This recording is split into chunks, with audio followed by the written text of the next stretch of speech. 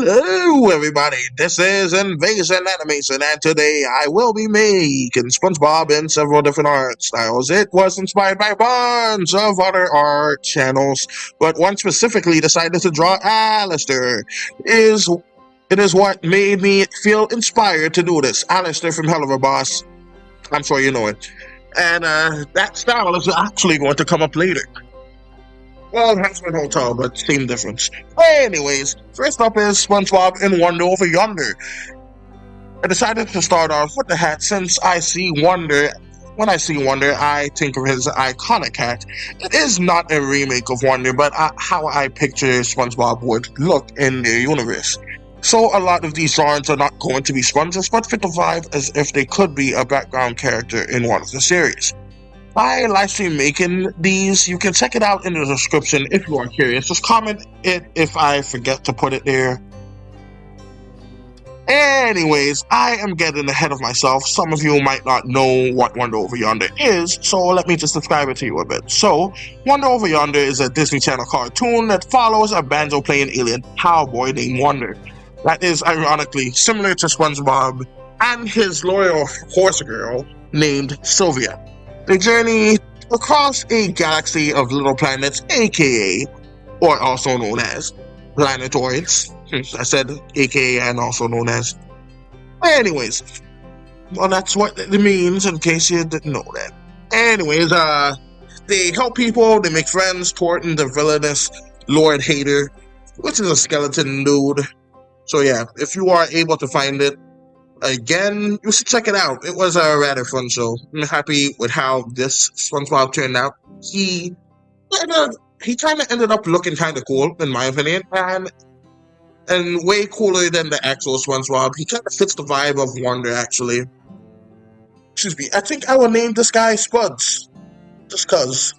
And this one took 16 minutes. Anyways, and on to the next one.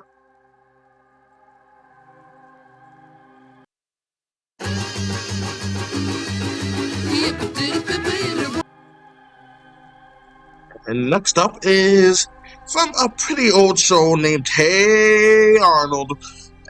I remember watching reruns of it all the time on Nicktoons and then on Teen Nick. When I remember they used to air the old stuff late at night too. I chose to make this SpongeBob have a similar body type to Harold because, well, because he is kind of square in my opinion. So this one's gonna look like a nice, more crazy Harold. He's the fat guy, by the way. Anyways, it is, well, chubby one. It is highly likely that you do not know what Hey Arnold is since I haven't heard it being on this in a decade. It is about city life from a kid's point of view. As a fellow city kid, I always resonated with the characters, the show.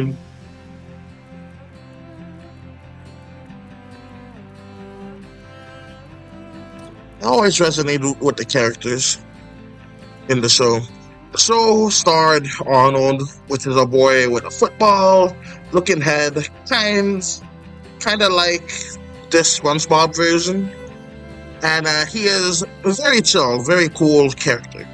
And basically your everyman type. He is friends with Gerald, his best friend, the main storyteller of the group, and there are a bunch of other side characters. Arnold is an orphan being raised by his grandparents, and they all live in a group home. But yeah, in Hey Arnold, they teach a whole bunch of life lessons and important life stuff rather than the only friend slot that they teach nowadays. Not that it's a bad thing, but some variety in lessons would be great.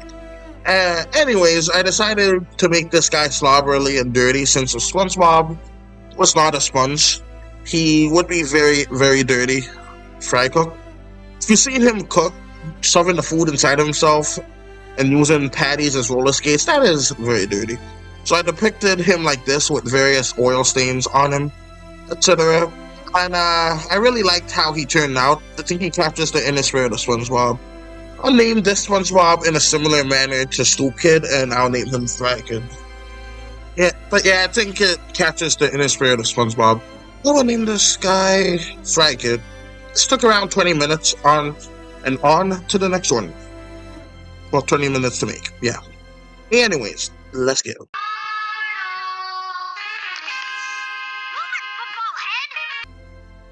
And next up is my favorite cartoon character of all time, INVADER ZIM, the greatest of all Americans, superior to all of humanity, and the bane of Dib's existence. I was actually going to do INVADER ZIM in various art styles, but decided to put up a poll on my channel, and SpongeBob won the vote. So I decided that most of the tins in this show are quite pointy. But yeah, but on a side note, if you want me to do one of these again, maybe with INVADER ZIM, then leave it in the comments below, and perhaps I'll do it. Alright, anyways, tins of the show are quite pointy. Even the smoke is pointy, so I noticed most characters seem to have large eyes or shut eyes, like squinting basically. And I went with bigger eyes in the form of the human kids and the amazing INVADER ZIM. Zim's voice is so amazing, and I enjoy listening to it.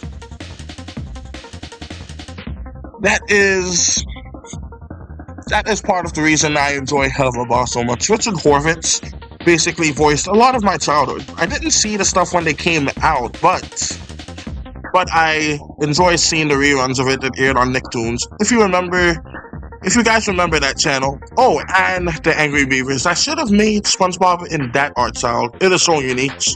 Maybe I'll do it for part 2 if you like what you're seeing so far. Just hit that like button. Anyways, I should let you know what INVADER ZIM is, since it's over 20 years old now. Oh my gosh. Alright, anyways, INVADER ZIM is a show for children. Yeah, children. As much as a bike is for a wheelchair user. Seriously. There was an episode where one of the characters ripped out some organs and ate them. It stars the genius Zim and his doofus sidekick, robot named Gerd. Well, robot dog. And they plan to either destroy the Earth or enslave humanity in the name of the Urkin Empire. His boss is my tallest, hate him though, but INVADER ZIM is an intergalactic hero, and I will not change my mind on that. Anyways, Dib and sometimes his sister Gaz stops Zim too. Often destroying Zim's inventions and sabotaging him. I hate to say it, but Dib is also very smart. Likely the smartest human on the planet. It hurts saying that. But anyways, I like that he is a conspiracy theorist. And ironically enough, he is the inspiration. The inspiration of him was to make a character in my cartoon pilot. I don't know why I worded like that. He was inspired by him to make a character about him in my cartoon pilot. Alright, so. And the cartoon pilot I am working on is The Cryptic Adventures of Chloe and Caleb. I'm not much of a writer, but I'm hoping I can kind of pull that off, like making a conspiracy theorist character without making him like too much, you know. But anyways, I've been plotting that show for years now. Anyways, I got INVADER ZIM SpongeBob in his regular clothes, and he is laughing maniacally, kind of like Zim, but he always laughs like that. So yeah, I added yellow hair with bumps to simulate the holes in SpongeBob, and SpongeBob's blue eyes, since he also has that. And that is SpongeBob in INVADER ZIM style. My favorite one, and this one is my favorite version of SpongeBob personally, and following the 3-letter names on the show, I will name him Ty. This took around 20 minutes to make, and on to the next one.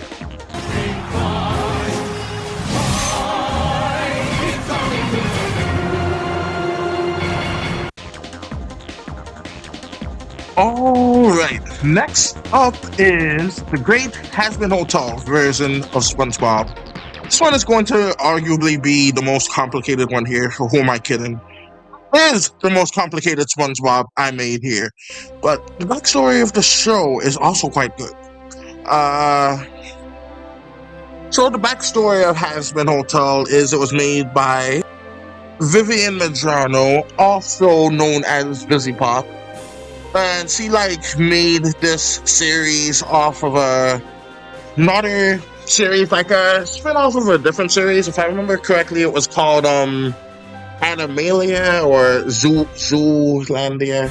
Something involving animals, but there was all kinds of demons and stuff. It's especially Alistair. I believe he was reused and like recolorized. Alistair, Angel Dust, all of them.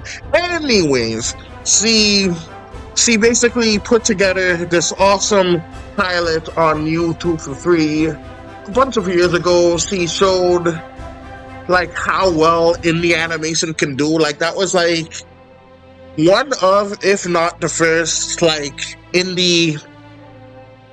Like that was one of, if not the first, indie animation that acts on YouTube that actually looked like professionally made. Like there's all kinds of animations, like mine, for example, that just kind of like miss the mark, but it's still good though. But it just doesn't hit as well as the professionally made stuff.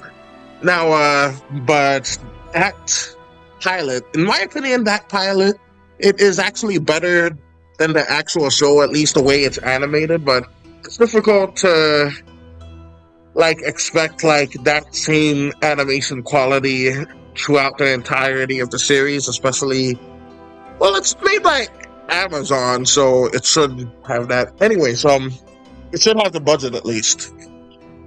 So yeah, basically the fact that it was made without an entire like big studio like Disney or Pixar or Nickelodeon or whatever it is just an amazing fact to me, and it was an amazing fact to many people because that pilot blew up.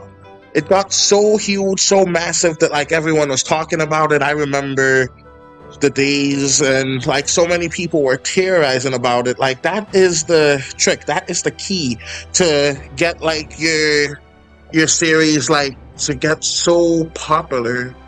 Like just having that amount of quality, that amount of lore, that amount of backstory, and this isn't her first turn either. Like she also got pretty famous for animating music video that had to do with, I want to say, Kesha, I believe.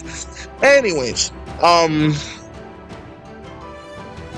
so yeah, hearing about Hazbin Hotel, how amazing that pilot did, and like just the sheer like scale of it. I know I could never do something around that scale, but like it's still an inspiration to me because it inspired me to make my own pilot, and I truly want like you guys watching this to like try to make your own stuff. Like it doesn't have to be a pilot, but like it could be a cartoon, or I don't know why I said that.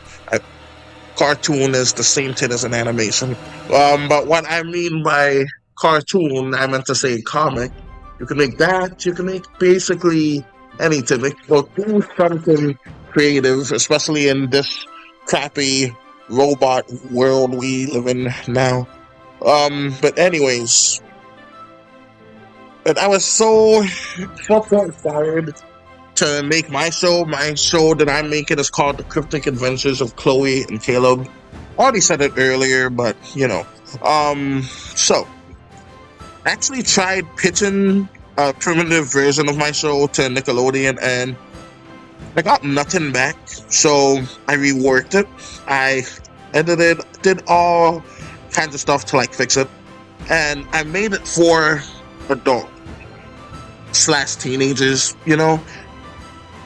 Like Fizzy Pop's, her show is technically an adult show, but I feel like teenagers would like both shows more than adults, like Hell of a Boss and Hazbin Hotel. But yeah, it's basically an adult show, and yeah. Anyways, I also fleshed out the idea significantly more in my show because like they didn't ask for too many details; they just asked for enough, and I provided that, but still got nothing. So that's that. But I reworked it, so it's basically a different show now. And I added all kinds of cryptids, blasts and stuff, monsters. wrestling a bunch of ideas, tying them together to the best of my abilities.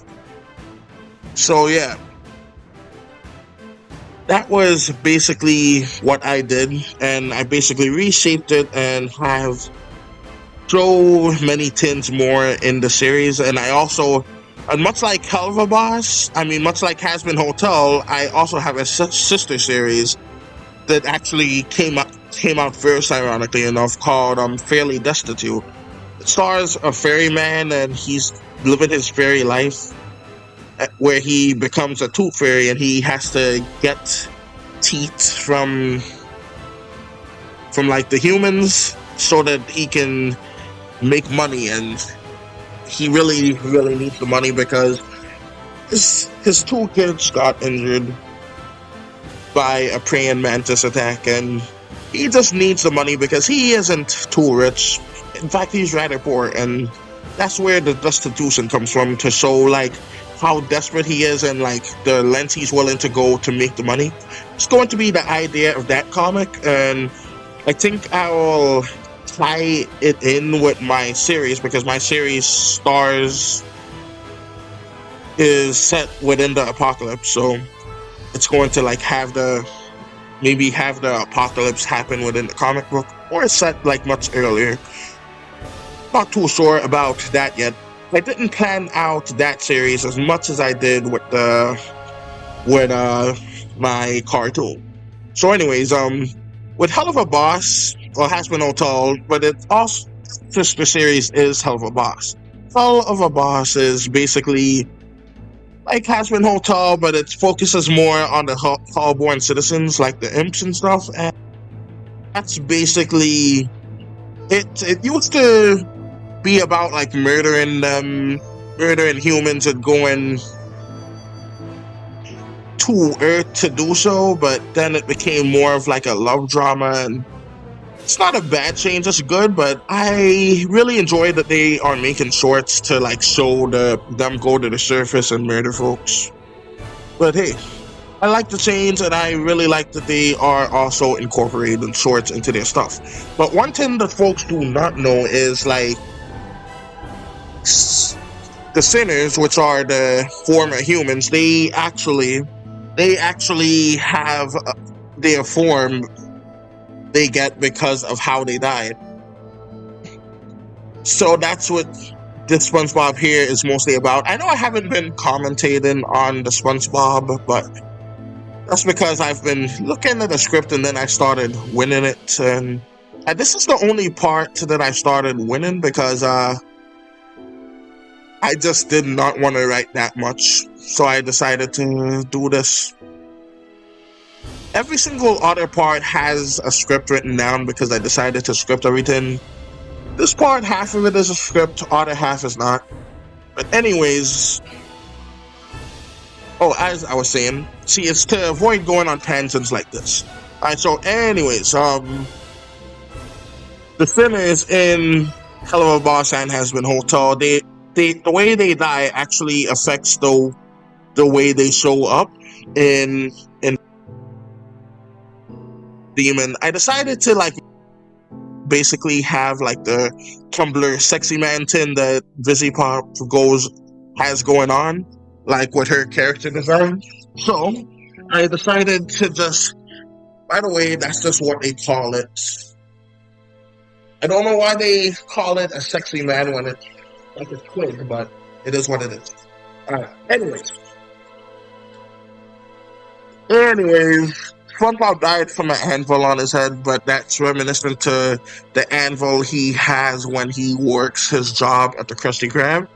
So I decided to just incorporate that into his design and have it kind of like going through, fused to it. I dressed him up in like a suit, kind of like in the poofy style of it. So like instead of his normal tie, it's like that poofy tie. Then I also his coat like back up from the back. That doesn't make much sense. Poof up.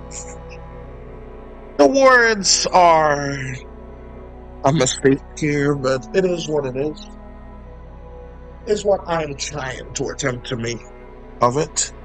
but I think it looks pretty cool. I also added some boots to it because I kind of like the comedically long boots that Angel does have. I don't want it to be that long, so I decided to just do that. And then I decided that even though Angel does himself as white, I think white, like white, I just don't see it being that way in hell. Like, it would be too bright of a color. I feel like it would be like dirtied by ash or flames or something. So I feel like it would be a slightly more darker color, like light gray, but to do that instead of like a white shirt. So I just decided to do that. But honestly, look at me getting ahead of myself. I'm here acting like you've seen Hazbin Hotel. This is like the most recent one, so if you haven't seen it, I don't know why. Maybe you just don't have an Amazon account, and hey, that's fine. That's acceptable. But yeah. So I suggest you actually see all of these that I'm drawing because they're pretty good. Anywho, let me just go ahead and read the description of what Hazbin Hotel is. So Hazbin Hotel is basically about the princess of hell named Charlie Morningstar. She opens a hotel to rehabilitate sinners so that they can get into heaven and stop being so overpopulated in hell. And it's basically a musical series. If you don't like musicals, I used to not like them. Still kind of don't, but I've seen a few musicals that actually grown on me like this. So I suggest like you give it a try if you don't like musicals. It's pretty good.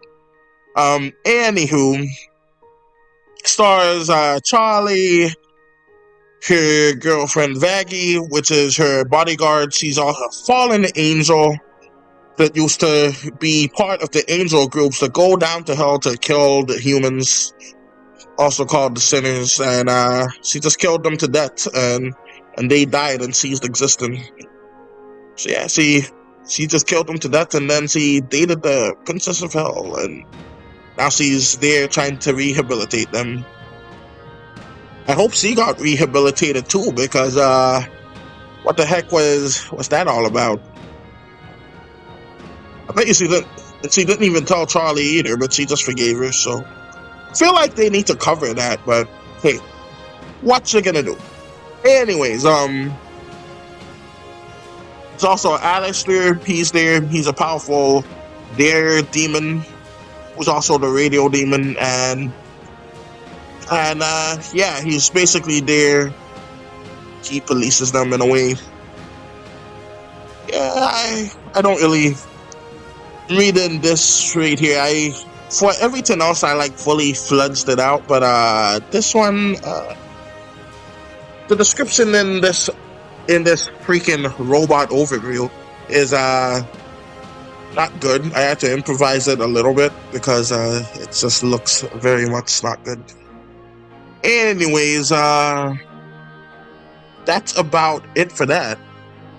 I also decided to make the anchor so like, but it's bleeding condiment, so he just rubs the food on his anchor horns, and they get ketchup, they get mustard, they get what they want.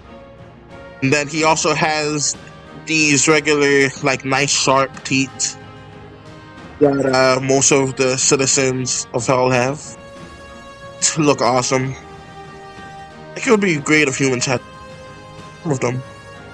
But then again, they would start biting each other, which is not very appealing. But anyways, so yeah, that's basically my SpongeBob. He kind of looks like a chef, like Gordon Ramsay. Like, he's just like way more than just a fry cook, but that's him. That's what he is. That's what he does and all that. So the elapsed time for this one, I also decided to give him blue eyes, but I decided to make it a little more demonic by having it black on the outside instead of white, and just have it basically inverted. Yeah, I basically used most of the same color scheme. I toned it down a little bit so it matches instead of it being so vibrant. considering it's part of Vizzy's design, I should have made it more red, but I digress. So, what took this one so long is this one took just about 58 minutes to make, and for what I plan on naming this guy is, since each of the sinners seem to like have their own name, I think I'm going to name this guy Pineapple Pimp. As a reference to Strawberry Pimp, aka Alistair. And on to the next one. My name is a pimp named Slickback, and I believe I may have misplaced some merchandise at this residence. Alright, next up is Codename Kid Next Door. Now, I haven't seen this one in a hot minute, but I do remember the plot of it. So, from what I remember, it stars these kids. They're basically part of this, I want to say, spy organization. To my knowledge, people know about them, but their parents, I don't think they know. But anyways, they're part of this spy organization. Their main enemies are an organization of teenagers that are also spies that are evil, as well as some other evil adult characters like Father, the dentist, more, but I forget.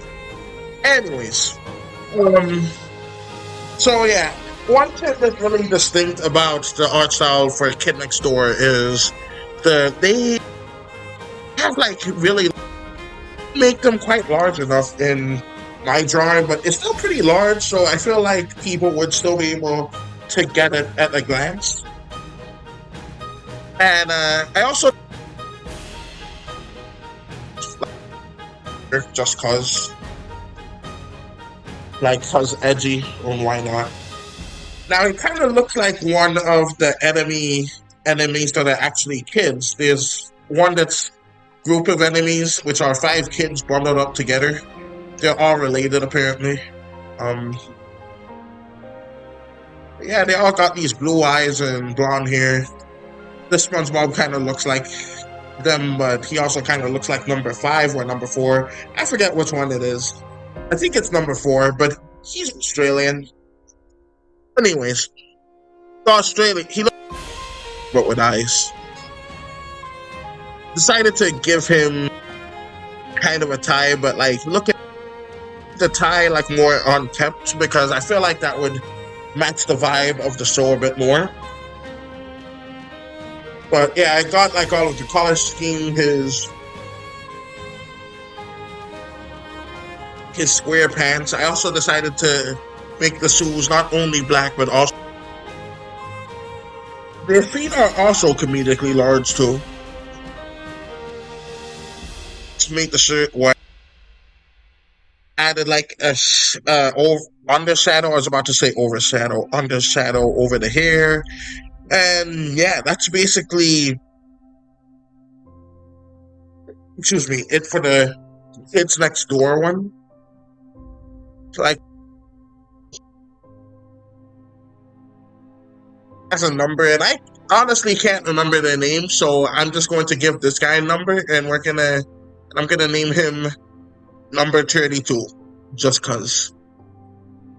Should have named him after the episode of SpongeBob, but I don't feel like looking all that up right now. So yeah, number 32 it is, and this one took roughly 12 minutes, well not 12, 13 minutes to do, and yeah, that's basically it for that one, and on to the next one. Peach wine, bad built butch body. Oh, what now? Peach wine, bad built butch. I feel like just going off the cuff with this one too. This is how SpongeBob and How to Train Your Dragons. I'm tired of doing human characters, so I decided to make SpongeBob a dragon. And yeah, I just decided to do this one instead of like planning out a script, because I'm tired of waiting on this video. It's been so long since I've truly recorded the footage. And now I'm here, like, typing up the scripts and decided, nah, I'm just gonna win it for the rest of them. Luckily, I just lost steam head around, like, the last one. And this one should be the last one, well, second to last one. I did not do Kid Next Door yet. So, yeah, I'll do that too.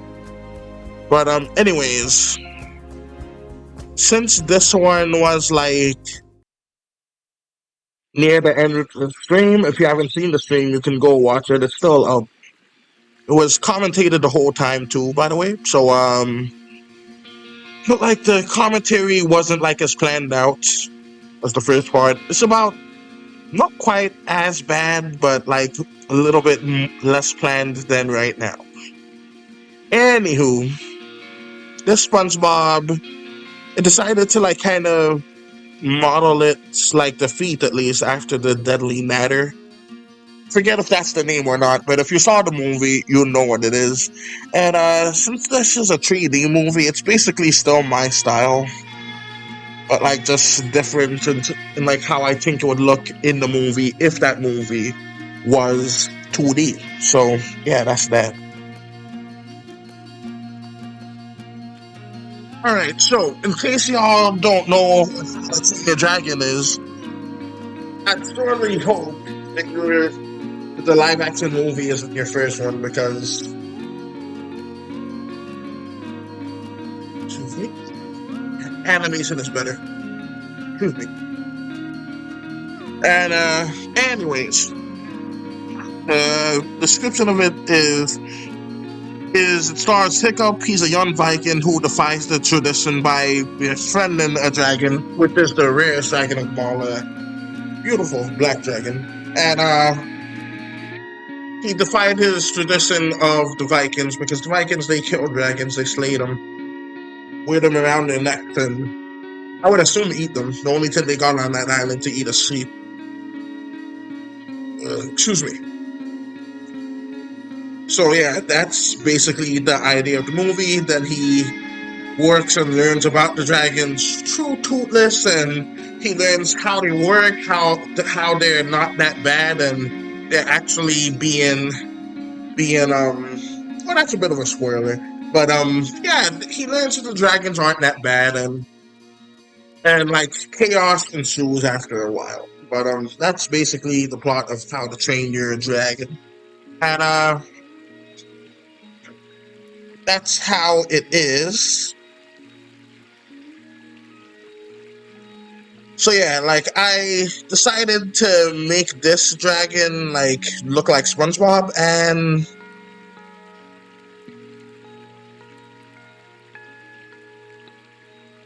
I don't know what happened there, but we're gonna keep going with it. But yeah, I decided to make this dragon look like SpongeBob. And in my humble opinion, it kind of looks like it's some kind of McDonald's mascot, like with the yellow and red. What I was trying to do was I was trying to make the wing red, because like his tie is red. So I decided I wanted to do that, and I also wanted to make like underneath him brown like his pants. So I wanted to just do that too. Now I also decided to just go ahead and make the tips of his out, and then I had him stick his tongue out to look more adorable, and have him be like less sentient but more like a lesser creature, basically being like a cat or like a raccoon or something. And I'm happy with how it looks. It's my second favorite one, INVADER ZIM being my favorite one, but this one, in my humble opinion, it doesn't look much like a How to Train Your Dragon creature. It looks more like a Pokemon, to be honest. But when you're doing a 2D drawing of a 3D tin, you can't get much better. So I'm kind of happy with that, to be honest. And so it took roughly 13 or so minutes to draw, and I think I'm going to name it this guy. See, what's a good name for a dragon? I'm thinking McCormick. I don't know. I'll let you guys think of a name for this one because you guys are fun with names sometimes, really. But I'm hoping you would be this time. Anyways, on to the next one. Da, da, da. Fossils. Da, da, da. Alright, the last one, and not the least one, but this is the one that only one that I did not see, was a suggestion in the comments called We Lost Our Human. Let me just read the plot for you. The plot follows the pets searching for their owner after all humans vanish. It was a 10 on Netflix interactive movie. That was basically the whole idea I had for it.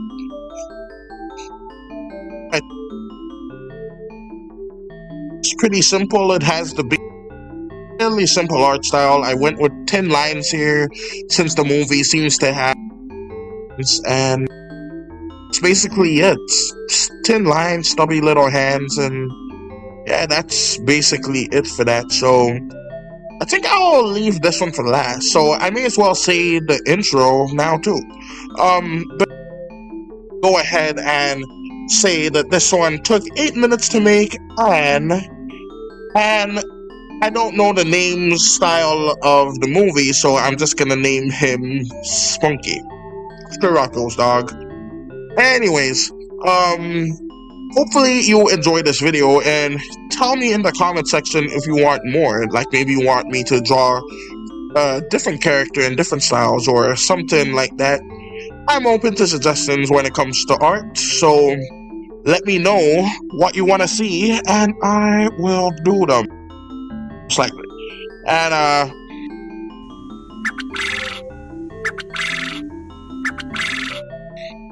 share this with your friends. Like the video if it's possible. I don't really know how long this is gonna be. Until next time. Oh, like the video and subscribe for more. And until next time, this is Invasion Animation signing out. Until next time.